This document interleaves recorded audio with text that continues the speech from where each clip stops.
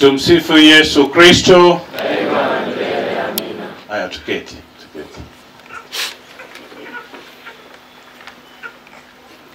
Leo ikiwa ni Jumapili ya 4 katika kipindi hiki maalum, kipindi cha Kwaresma,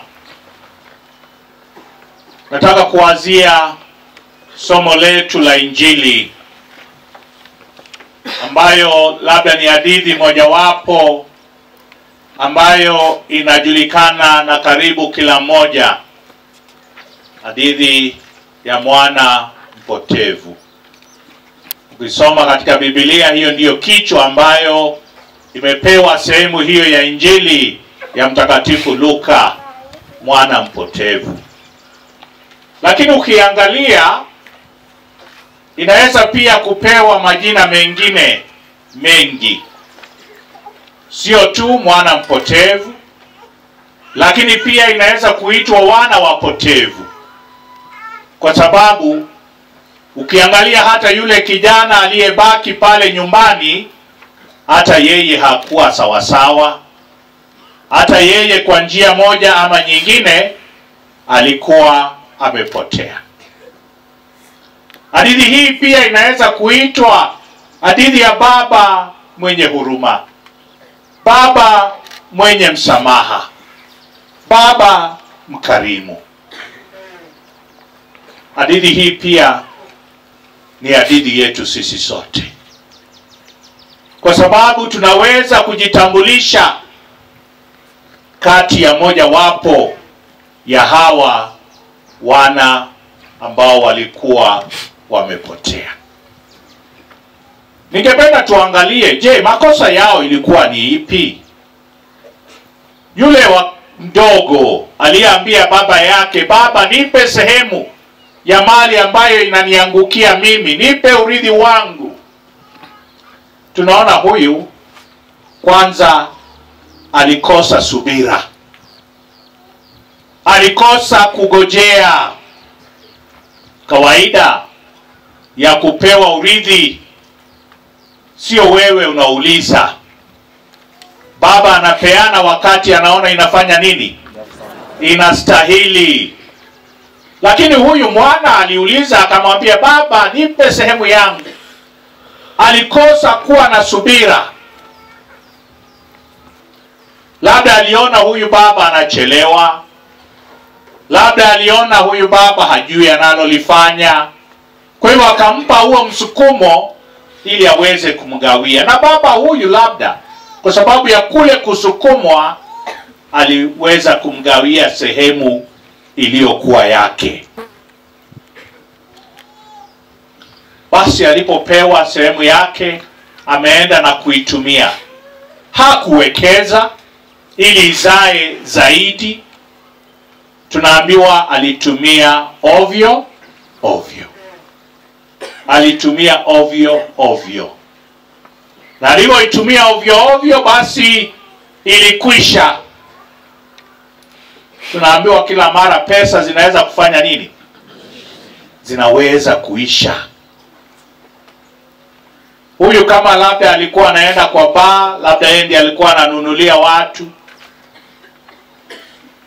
Yeye labda alikuwa anakaa maisha ya juu juu kwa sababu wako na pesa. Pesa hizo zilikwisha. Akapoteza ule urithi ambao ulikuwa ni wake. Na tunaambiwa pia maisha aliyoyaishi wakati alikuwa na mali ilikuwa ni maisha mabaya.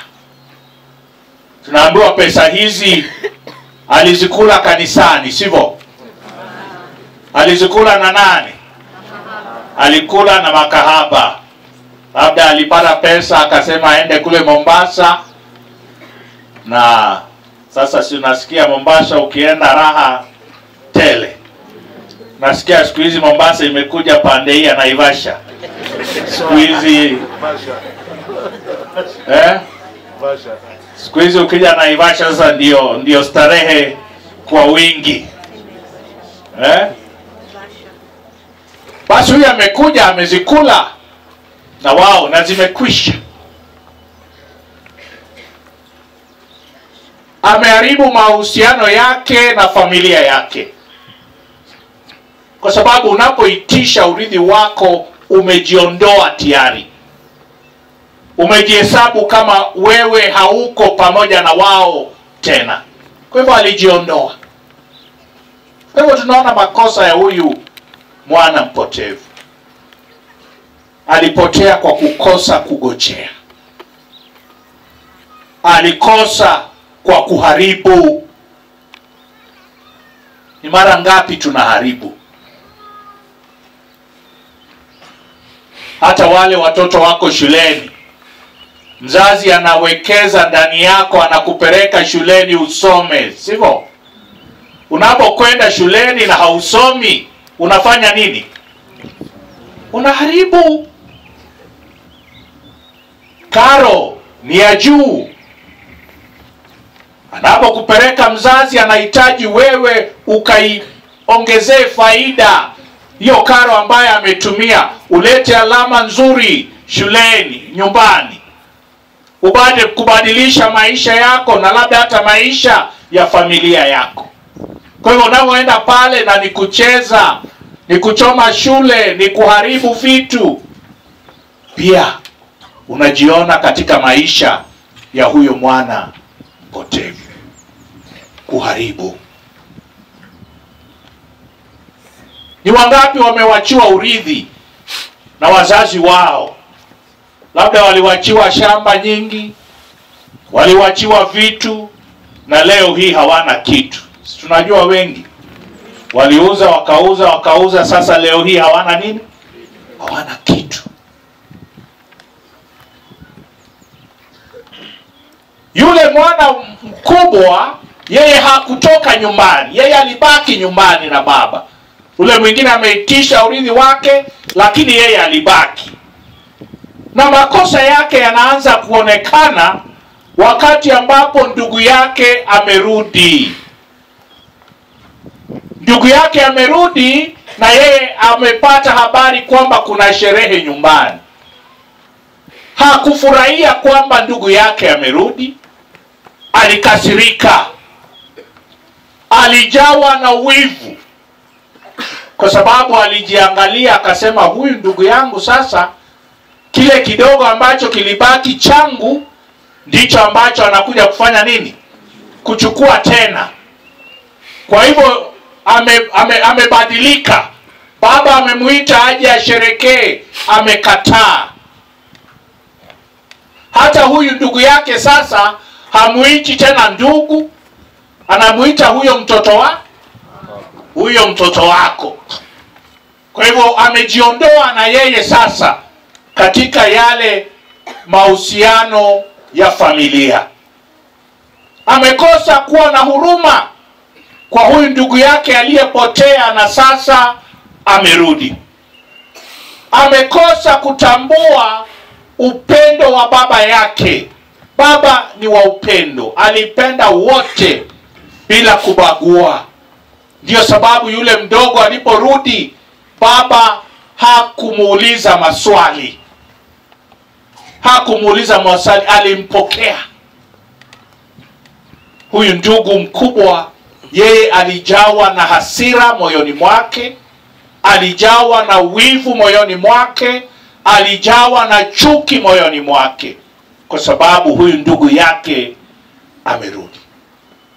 Alikosa kuwa na moyo wa msamaha, kwamba amsamehe huyu ndugu yake aliyepotea. Lakini kati ya hawa wawili kuna yule ambaye anatupa funzo kubwa, huyo aliyepotea. Kuna mambo matatu aliyofanya ya muhimu sana. Kwanza tunaambiwa alijirudia. Alijiangalia moyoni mwake, akajiuliza maswali. Aliangalia jinsi ambavyo maisha yake yalivyo. Tunaambiwa alisema, ni wafanyakazi wangapi nyumbani mwa baba wanakula na kusaza, na mimi hapa ninahangaika. ile ambaye tunasema siku hizi unajiita mkutano, si ndio? Unajiuliza maswali. Huyu alijiuliza maswali na akatambua mahala ambapo yeye alikosa. Na ni katika kule kutambua mahala alikopokosa, aliamua kurudi. Alisema nitarudi. Nitarudi kwa Baba na kumwambia nimekosa mbele yako na mbele ya Mungu. Hiyo ilikuwa ni maamuzi makubwa sana. Kipindi cha Kwaresma ni kipindi ambacho kinatulete sisi kujiuliza hayo maswali. Ni wapi ambapo mimi nimemkosea Mungu wangu? Ni wapi ambapo nimemuasi?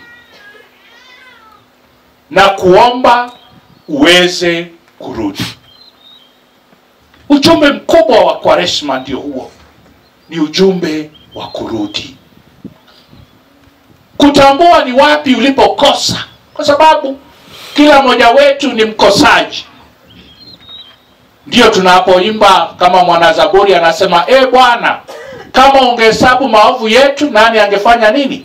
Angesimama. Hakuna ambaye angeweza kusimama ikiwa Bwana angehesabu maovu ya kila mmoja wetu. Ni mengi. Na kwa sababu ya maovu hayo ndio tunaalikwa tuweze kurudi. Na hapo ndipo tunaona sura ya Baba. Kwamba Baba ni Baba wa msamaha. Baba ni Baba mkarimu. Kwamba hata yule aliyemkosea kiwango kikubwa, yeye yuko tayari kumsamehe. Kipindi cha Kwaresma hakika ni kipindi chetu cha kurudi na kuomba msamaha huo kwa Mungu. Ndiyo sababu kanisa inatuambia nenda katika kitubio. Angalau katika kipindi cha nini? Cha Kwaresma. Nenda katika kitubio. Ambaye yeyote anayekuja kupokea Ekaristia takatifu lazima ujiulize, je, nimeenda kitubio? Wakati ambapo tulikuwa na ugonjwa wa corona, kitu kimoja kilikuwa kinahimizwa sana ni kuosha nini? Mikono. Ukienda usalamiani kila wakati, osha nini? Osha mikono. Osha mikono. Sakramenti ya kipaimara ndio sakramenti ya kitubio, ndio sakramenti hii ambayo inatuosha, inatusafisha, inatutakasa na kuturudishia sisi hali yetu ya uhusiano na Mungu wetu. Basi unapokuja kupokea na wewe jiulize, je, nilienda kitubio mwisho lini? Siku hizi tumedhalalisha ama tumeangusha kidogo umuhimu wa sakramenti hiyo ya nini? Ya kitubio. Na tumeidunisha kwa sababu tumeanza kudunisha dhambi. Kwamba tunaona dhambi ni kitu tu, ni kama kawaida tu, sivyo? Na unapoanza kufanya dhambi kuwa nyepesi, basi unaalika dhambi hata kubwa zaidi. Dhambi, hakuna dhambi nyepesi. Na dhambi ikiwa nyepesi leo, kesho tena nyepesi, basi baadaye tutajipata tunafanya hata zile kubwa. Ndio sababu tunahimizwa wakati wote, unapotambua kwamba umepungukiwa na neema hiyo kwa sababu ya dhambi zako, nenda katubu, nenda kaombe msamaha. Wakati mwingine tunakosa kwenda kuomba msamaha kwa kitubio kwa sababu tunaogopa. Huyu mwana mpotevu hakuogopa. Angeogopa hangerudi kwa Baba. Angekuwa na haya hangerudi kwa Baba. Lakini tunaambiwa alifanya maamuzi. Alisema nitarudi. Na nitarudi nimwambie mimi nifanye tu mtumishi. nifanye tu nikutumikie. Wakati mwingine kuna ugumu ndani ya moyo yetu ya kwenda kwa kitubio. Labda nikienda nasema labda Father atanijua zaidi. Labda sitafanya, wacha nigojee wakati mwingine. Tunaanza kuwa walegevu. Na shetani anapenda hapo ambapo tunakuwa nini? Walegevu. Hapo ndipo ambapo anapenda. Hapo ndipo atakwambia hata hiyo si kubwa. Ngojea ufanye kitu kubwa kidogo. Na wewe utaona hivyo na hautaona umuhimu wa kurudi. Huyu mwana mpotevu anatuonesha namna ya kurudi. Na kwa kweli kufanya maungamo na kitubio cha kweli kinahitaji mambo hayo. Kwanza, kutambua kwamba wewe umekosa. Ukisoma Zaburi 55, Daudi anatambua kwamba amekosa. Na anasema amekosa mbele ya mbingu. Amemkosea Mungu. Kwa hivyo kuna kwanza kutambua kwamba wewe umepungukiwa na neema na umemwasi Mungu na umekosa. Alafu kuna pili, jambo la kuwa na huzuni. Lazima uwe na huzuni kwa ajili ya makosa yako. Lazima uwe na hayo maombolezi ndani yako kwamba hakika nimemkosea Mungu wangu. Hakika sistahili. Kisha fanya hayo maamuzi. Na maamuzi ni ya kusema kwamba nitarekebisha. Nitawacha njia hiyo mbaya na nitabadilisha maisha yangu na niko tayari kumfuata Mungu. Mungu anapenda mtu wa aina hiyo. Wengi ambao Kristo aliwaambia akaonesha upendo mkubwa ni wale walioacha njia zao za zamani na wakamfuata. Wale ambao walikuwa ni watenda dhambi wakabadilisha maisha yao, wakawa karibu na Kristo zaidi. Hivyo ndivyo Mungu anavyopenda kwetu. Tusione kwamba hatustahili. Tusione kwamba Mungu hawezi kutusamehe. Tunaambiwa dhambi kubwa ndio dhambi hiyo ya kuona kwamba Mungu hawezi kukusamehe. Mungu anasamehe yote. Mungu anasamehe yote. Mradi tu una moyo huo wa huzuni, una moyo huo wa masikitiko kwa ajili ya yale ambayo umeyatenda. Na pia kukubali kwamba utabadilisha maisha yako. Huyu mwana mpotevu, nina hakika baada ya baba yake kumpokea, alibadilisha maisha yake. Yeye alidhani labda baba atampigia kelele. Yeye alidhani kwamba labda baba atamfukuza.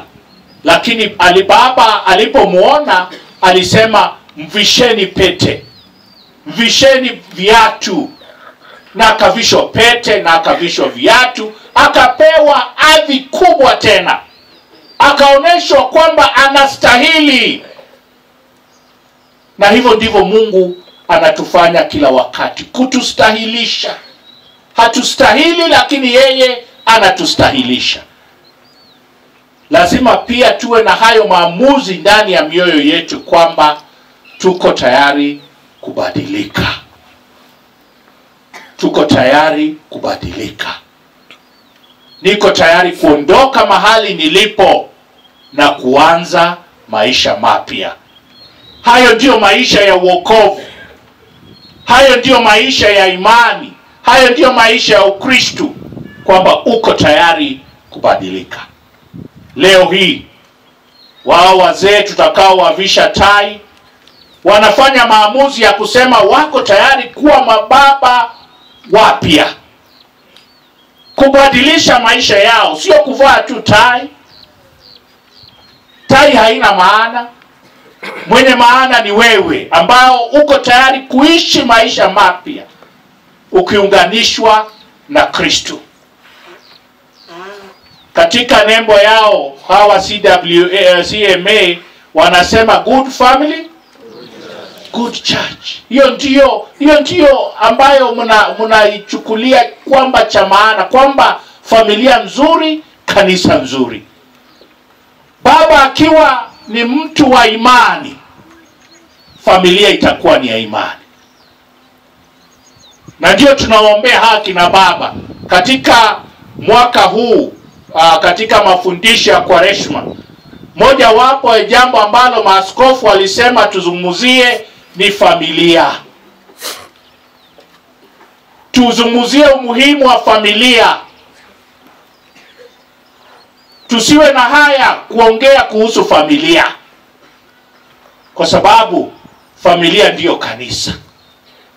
Kama familia sio nzuri, kanisa haitakuwa nzuri.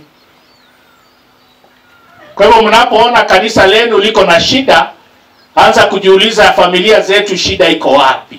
Kwa sababu tunacholete kanisani, tunalete maisha ya familia zetu.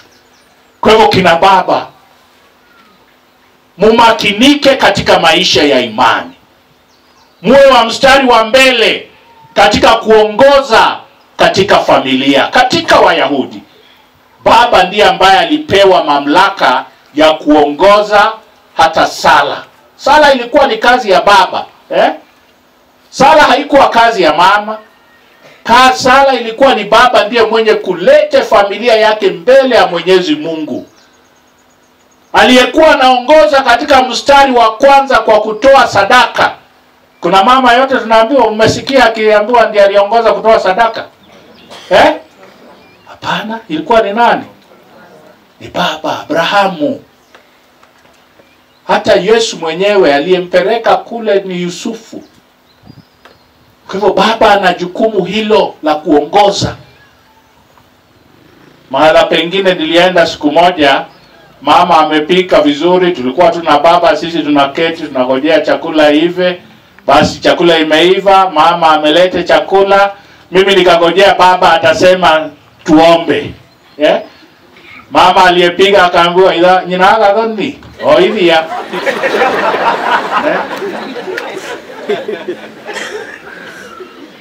Baba ndiye amepewa mamlaka na majukumu hayo ya kuongoza katika sala. Tuwe wa mstari wa mbele. Kama ni kusema rozari, kuwa mstari wa mbele kuwaonesha watoto wako hii ndiyo njia ya sala. Na pia tuzungumze kuhusu familia na umuhimu wa familia. Familia na umuhimu wa familia. Tuko katika karne mbaya. Dunia ya sasa ina mambo mengi. Baadhi yake ni kwamba inajaribu sasa kudunisha mambo ya familia. Unajua watu wakiishi maisha waone kwamba wana kila kitu, wanasahau Mungu. Katika nchi zingine sasa kuna wale wanaofanya kampeni za kusema ndoa sio tu kati ya mume na mke. Wanasema ndoa inaweza kuwa pia kati ya mwanamke na mwanamke mwingine, ama kati ya mwanaume na mwanaume mwingine. Sijui kama mmewahi ona kitu kama hiyo. Na kama hujaona iko karibu itakuja. Utaona. Siku moja msichana wako atakuja na mwingine, wewe ufikiria tu anasoma na yeye.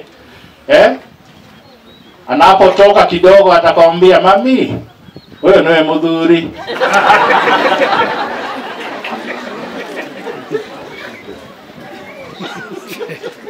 Tunahimizwa kuongea kuhusu nini? Familia. Na mwalimu wa familia ni baba na nani? Juzi nilikuwa napeana kipaimara kule na nikauliza watoto, shule ambayo ulienda shule ya kwanza ni shule gani? Niliuliza hao watoto namna hiyo. Mmoja akaniambia ile shule alienda ya kwanza ilikuwa nursery, mwingine akaniambia primary ya mahali fulani fulani. Nikamwambia hapana.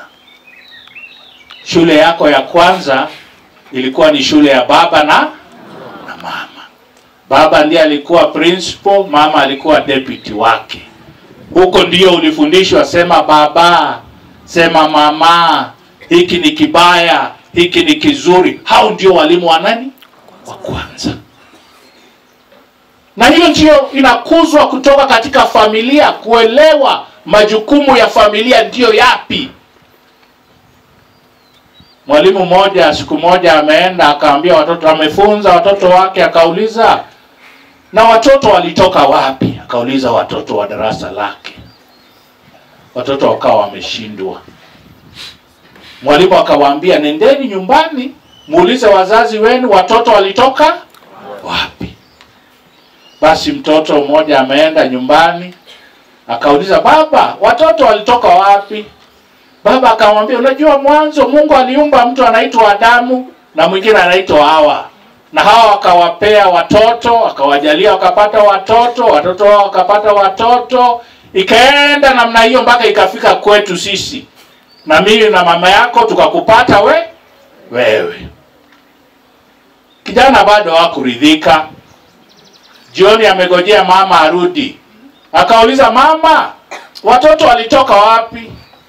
Mama mama alikuwa mwalimu wa sayansi. Mama akamwambia, unajua ule mnyama anaitwa sokwe mtu? Unaona anafanana kama nani? Akasema anakaa kama sisi tu. Akamwambia, sasa sisi tulitoka kwa huyo sokwe mtu. Tumeenda tu polepole tukibadilika mpaka tuko vile tuko leo. Basi mtoto amechanganyikiwa zaidi. Ameenda amelala akifikiria mambo hayo. Asubuhi anaamuka anaambia, baba, kwa nini ulinidanganya? Baba akamwambia, nilikudanganya namna gani? Wewe uliniambia tulitoka kwa Adamu na Hawa. Mama ameniambia tulitoka kwa sokwe mtu. Sasa mimi nitachukua gani? Baba akamshika mkono akamwambia, mwanangu, hakuna mtu amekudanganya. Kila mtu amekuambia kulingana na ile ukoo yeye alitoka.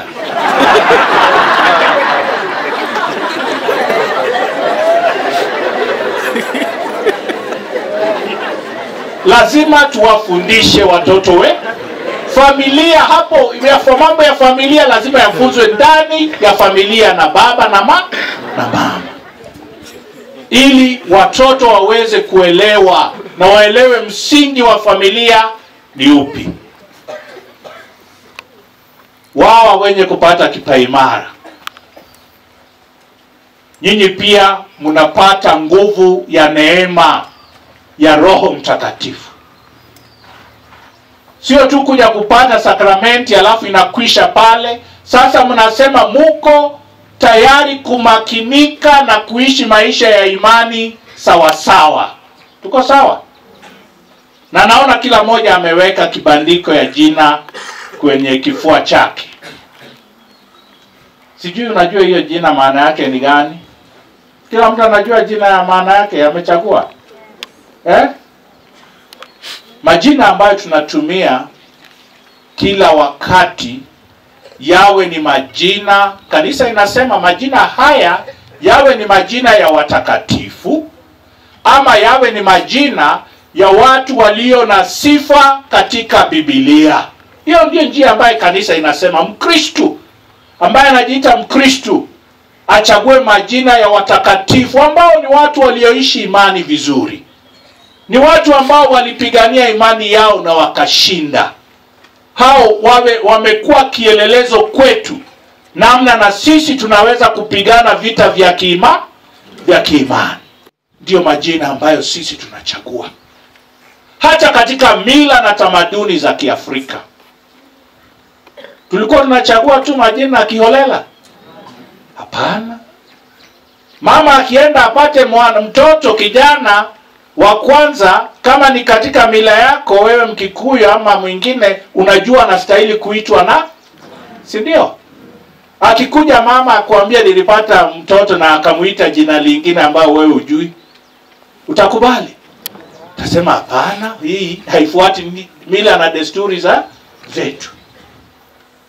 Hata hao wenye kupata kipaimara, siku hizi watu wanaenda kwa ajili ya utamu wa jina. Mama ameketi katika televisheni, ameangalia soap opera ya kutoka kule Mexico, amesikia jina mzuri, akasema dage ya mwana gamweta uguo. Nilikuwa mahali pengine na nikaona kijana amekuja ameandika yake, na akasema yeye anataka kuitwa jina la kipaimara, anataka kuitwa Jonte.